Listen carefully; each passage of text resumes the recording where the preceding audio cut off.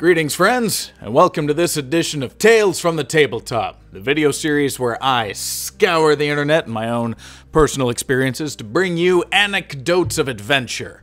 The fun, the funny, the farcical, and the teachable moments. And usually, I take my favorite one and illustrate it, but this time I'm going to do something different. As you may have heard, or I may have mentioned, I'm working on my own OSR role-playing game called Battle Jacket. It's set in a heavy metal hellscape guaranteed to melt your face off. Most D&D games are somewhere between Lord of the Rings and Monty Python and the Holy Grail. The game that I'm writing is somewhere between Conan the Barbarian and Army of Darkness. That's the vibe that I'm shooting for, with like some more heavy metal stuff thrown in there. It's supposed to be a whole lot of fun, and I am, in addition to writing it and doing the design for the rulebook and so on, I'm also illustrating it myself. And so today, you will watch me ink a sorcerer and sorceress to use in my game. In honor of these two fine mages, I have collected a series of stories of magical mishaps. So, let's get started.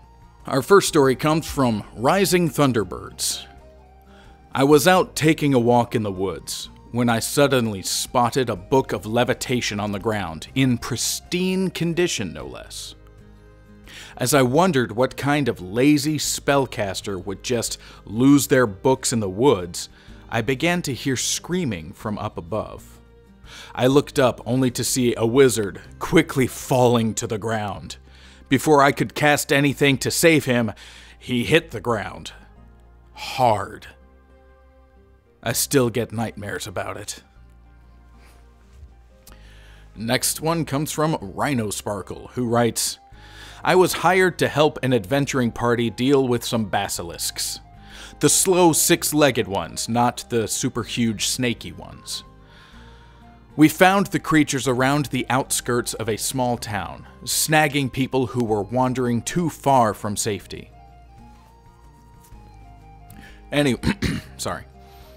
Anyway, we engaged the basilisks, and I tried to lock them down with a web spell, which worked.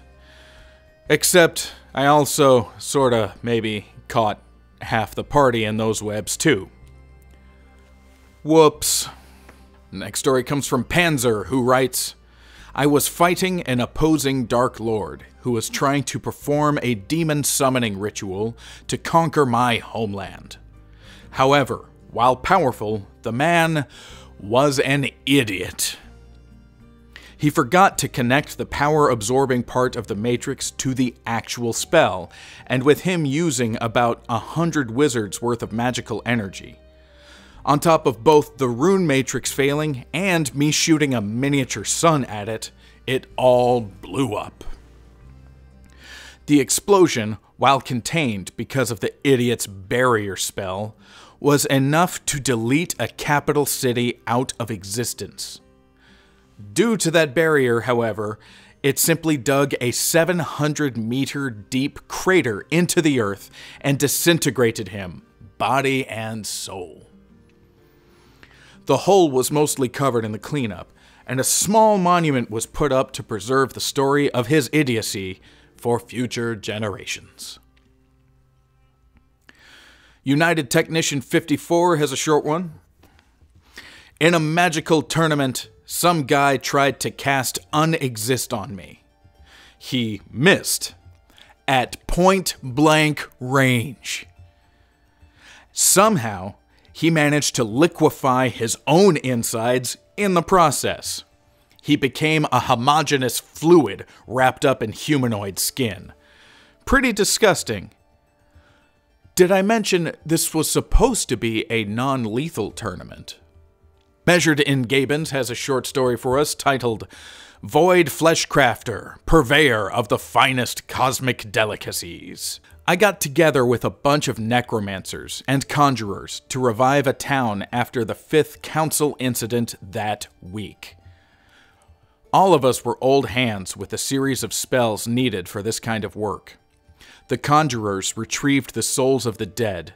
The necromancers put everyone's skeleton back together, and us biomancers would regrow all the missing tissue.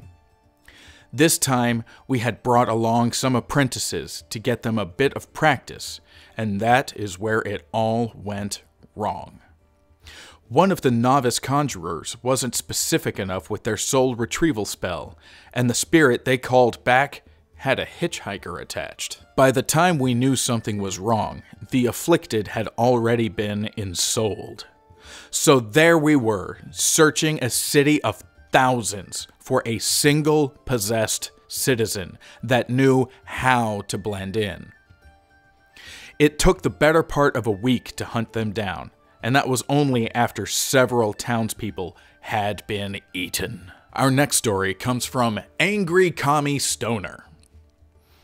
I was playing in a Warhammer 40k inspired setting as a warp magic sorcerer whose worship of Tzeentch, the chaos god of changeability, had made him immune to the vast majority of the effects of his own wild warp surges. My party was a crew of pirates.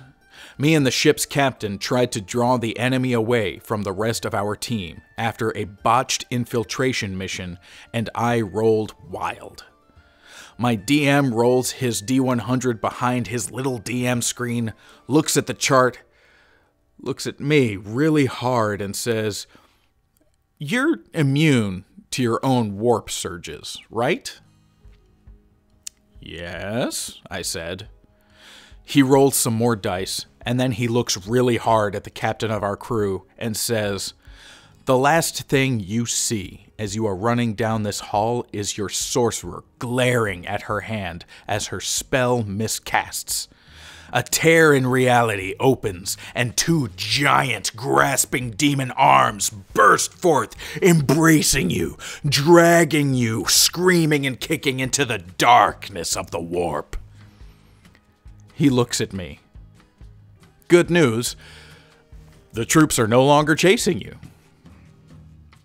As a result of my botched casting, every creature in a 100-yard radius had to make a grapple check against the demon arms, and most of them failed. Anyone who succeeded was not interested in continuing to chase me. Very unbalanced and hilarious system. The game is called Dungeons the Dragoning 40,000, 7th edition. If anyone is wondering. Mostly a joke mashup game made by a group called Lawful Nice. I happened to look up this game, read just a little bit, and the little bit I read, it sounds like a lot of fun. I'm going to check this out. I recommend you do too. And hey, if anybody out there has heard of this or played it, please let me know. Either drop it in the comments, send me an email. If you've got a funny story, I could use a funny story about this. That'd be a lot of fun for me. Thanks. Our next story comes from Garmdian. The party was coming along and found a village under attack by animated scarecrows. We fought them off and continued to investigate the problems. Turns out the innkeeper we were using as a quest guide was the person animating the scarecrows in an effort to generate sacrifices for her portal to the Shadow Realm. Long story short, after our barbarian rolled several critical hits in a row, the innkeeper died. But the portal started to open, and from it came a huge shadow dragon. The fight was intense, and the only way to seal the portal, which was provided by another NPC, was in the hands of our druid, as the method needed pure essence of life to channel the counterspell into the dead realm. The druid had it 90% closed until the dragon breathed shadow fire onto him, distracting him long enough to loosen our chance at victory. The DM made the call.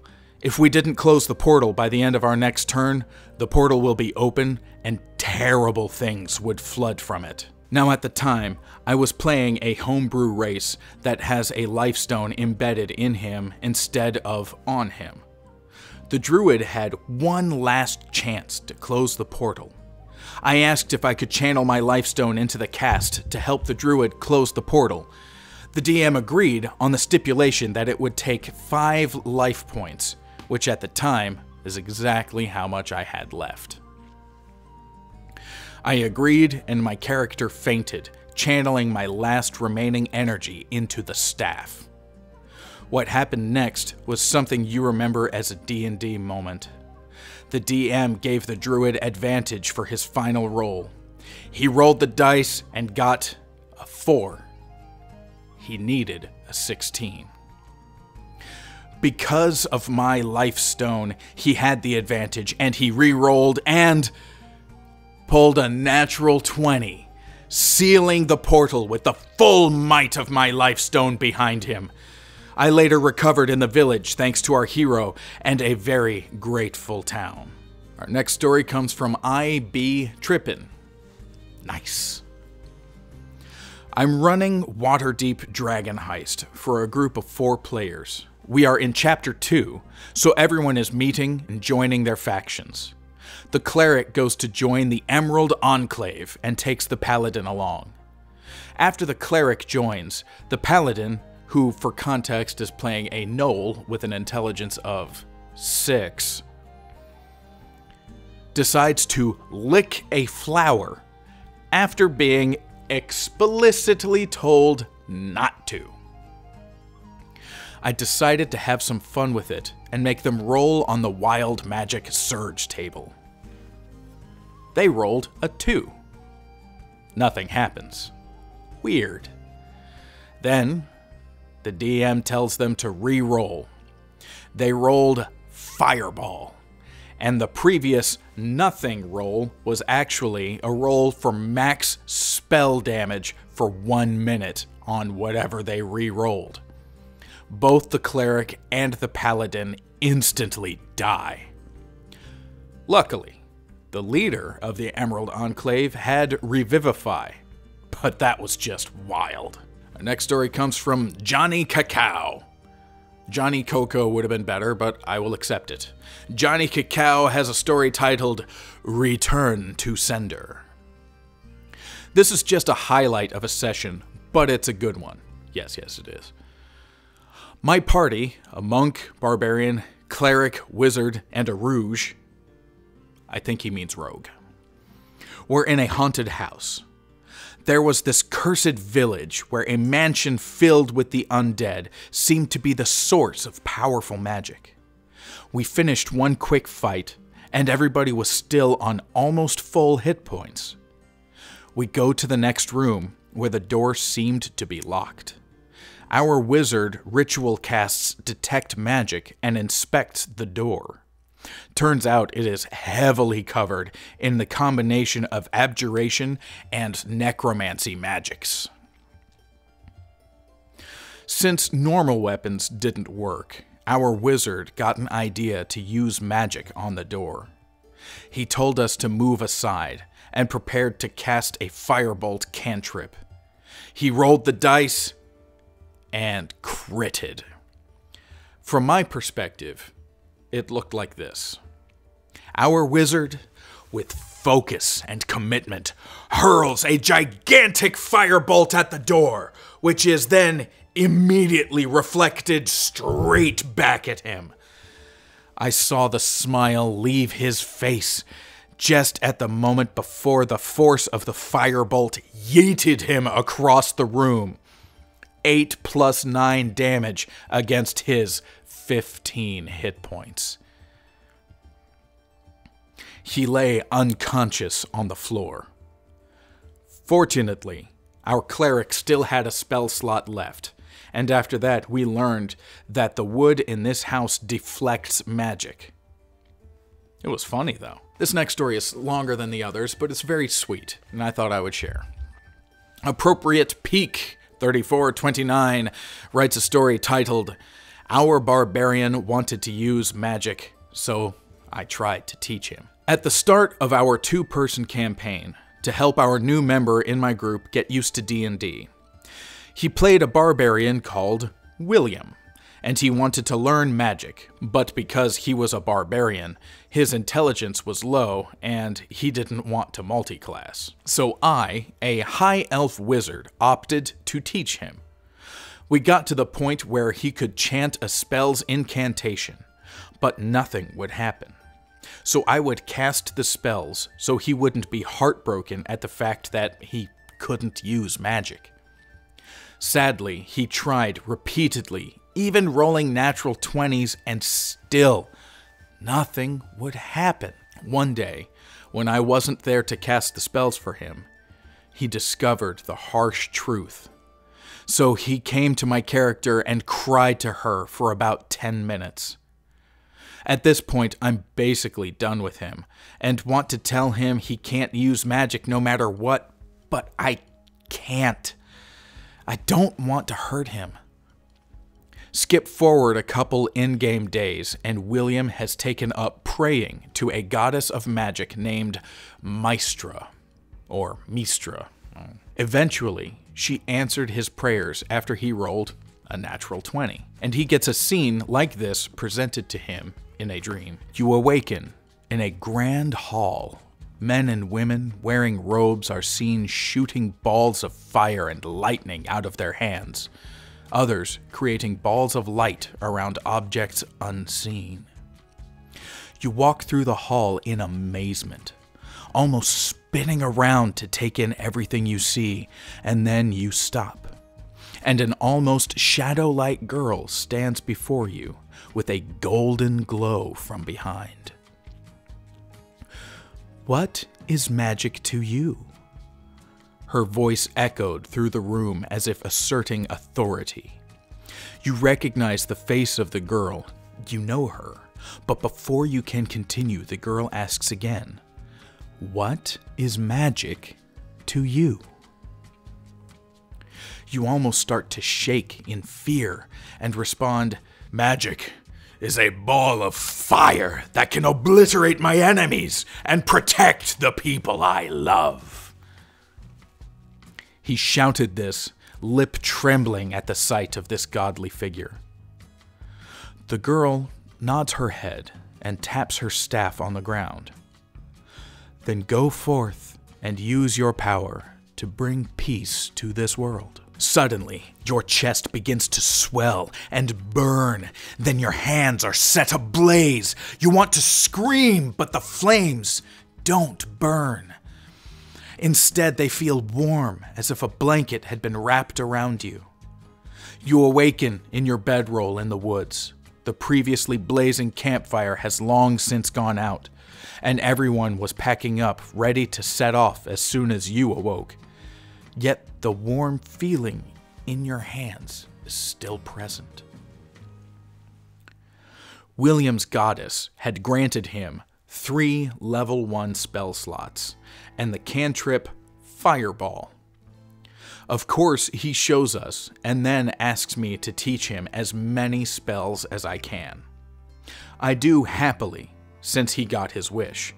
However, what I didn't realize was he was praying to his goddess and also me, believing me to be some sort of goddess as well, and that a goddess that grants people magic powers if they show enough determination. The reality was, my character just liked teaching people. Part of her backstory was that she would travel and teach people in whatever town she would be staying in.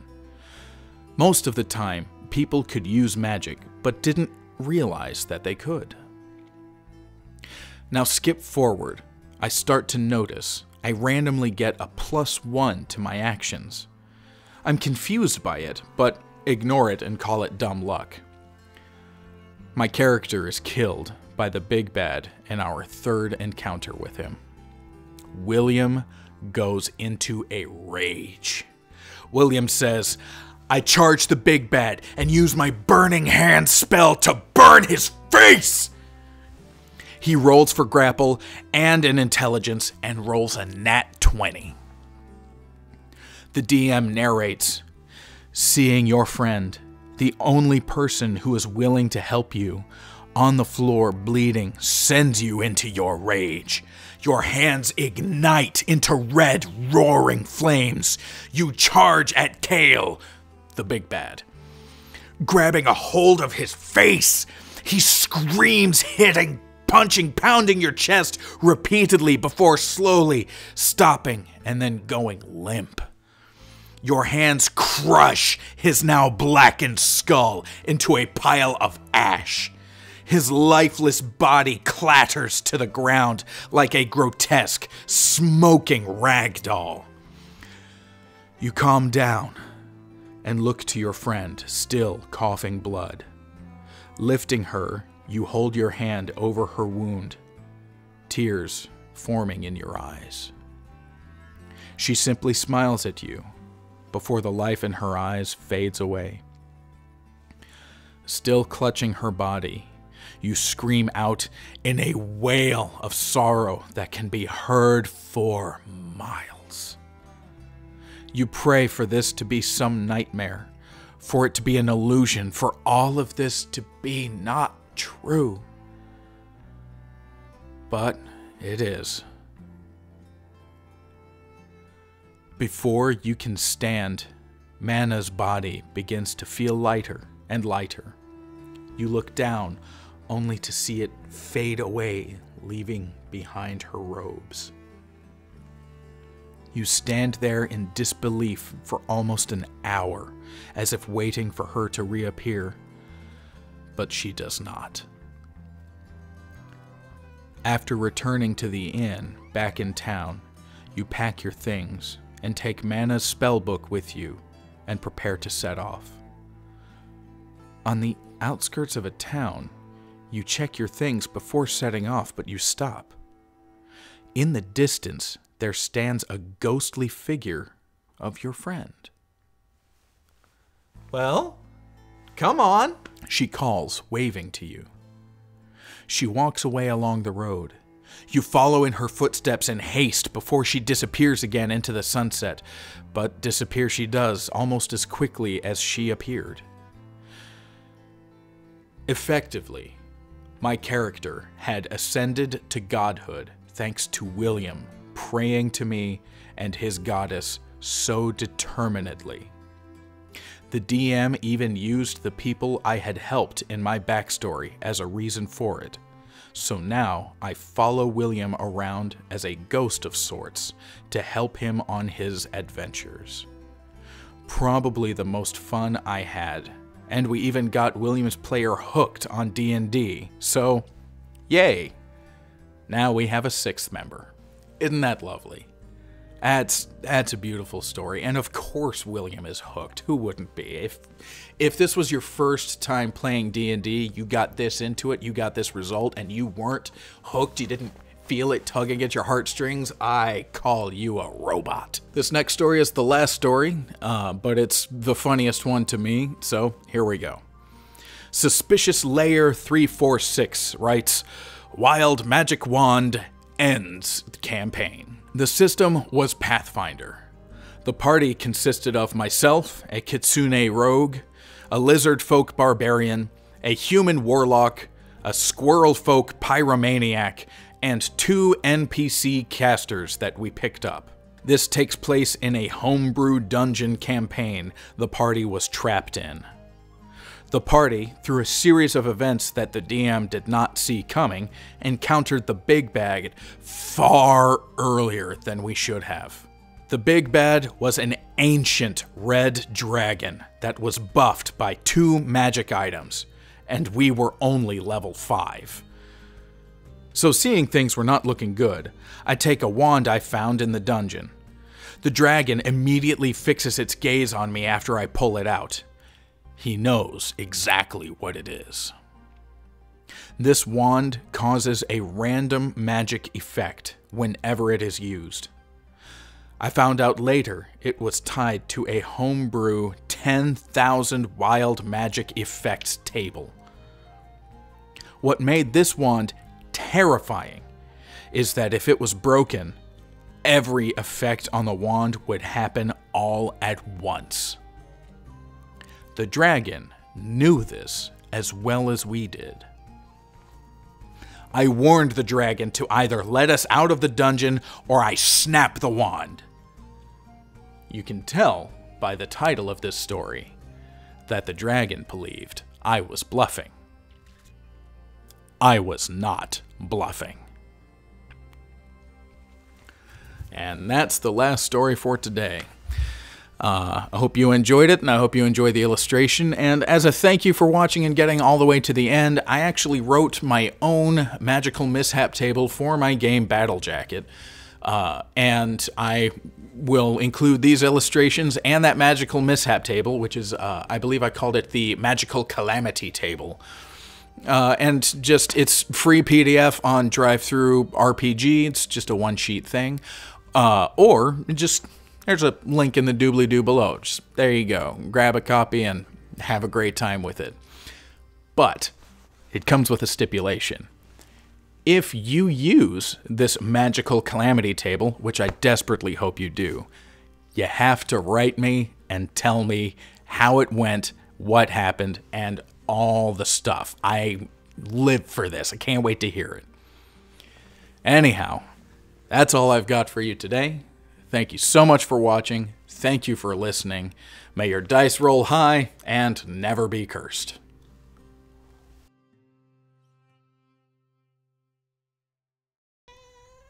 Kitty cat, really? I'm gonna need you to leave me alone. I'm gonna pick you up again. You hate that. Everybody, meet Magic, who has decided that she won't leave me alone this evening. You want to get down now? All right. Away you go. Now, let me do my thing.